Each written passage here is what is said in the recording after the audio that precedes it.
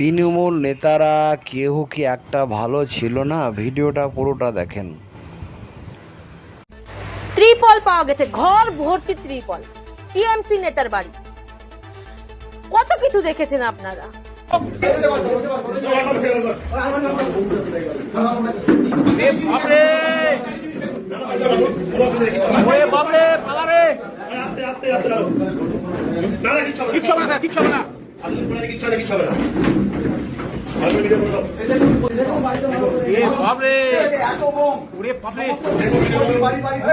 তৃণমূল নেতার বাড়ি থেকে উদ্ধার ৭৫ রাউন্ড রাইফেলের কার্তুজ। চাঞ্চল্য এলাকায়।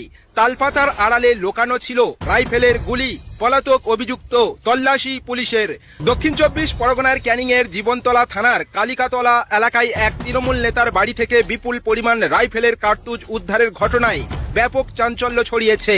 মঙ্গলবার দুপুরে পুলিশি তল্লাশির সময় স্থানীয় তৃণমূল নেতা জবেদ শেখের বাড়ির পাশ থেকে উদ্ধার